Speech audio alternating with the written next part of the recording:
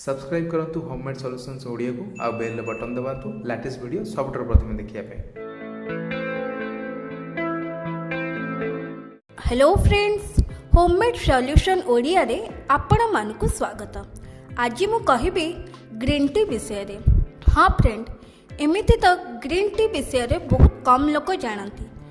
Green tea पीले आमर विभिन्न प्रकार रोग दूर होता है, जेपरिक high blood pressure, migraine pain, cancer आहुरी अनेक किछि।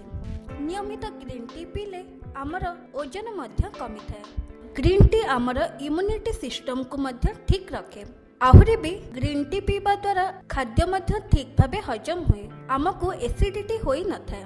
जदि आपनको सब बेले थका लागुଥାଏ ताहले मध्य आपनको ग्रीन टी पीले एनर्जी मध्य मिले। आहुरी भी ग्रीन टी पीवा द्वारा आमर स्किन मध्य ग्लो करे एवं आम चुटीर समस्या मध्य दूर होइଥାଏ। ताहले जानिले तो फ्रेंड, ग्रीन टी पीले आमको केते सब लाभ मिले।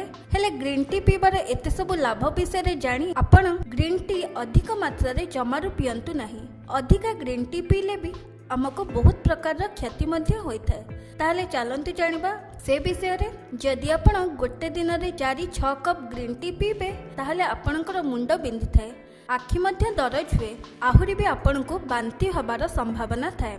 अधिक ग्रीन टी पीले आखिर दृष्टि शक्ति मध्य कमी थाए एवं विभिन्न प्रकार आखिर समस्या मध्य देखाଯାଏ। गर्भवती नारी मानकु ग्रीन टी पीवा कथा नुहे, एथिरे सेमानकर बहुत प्रकार असुविधा होइଥାଏ। सबु बेले दिनकु थरे मात्र ग्रीन टी पियंतु और अधिकारु अधिका हेले 2 कप ग्रीन टी पियंतु, ताठो अधिका जमारू भी ग्रीन टी पियंतु नहीं। ताहले जानिले तो फ्रेंड, ग्रीन टी हमकु किपरि पीवा कथा।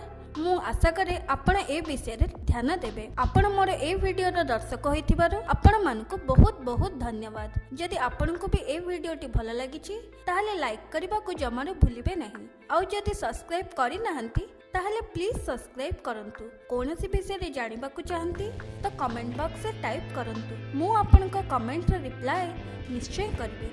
मु पुणी आसीबी आउ एक नुआ टिप्स नै। से पर्यंत बाय।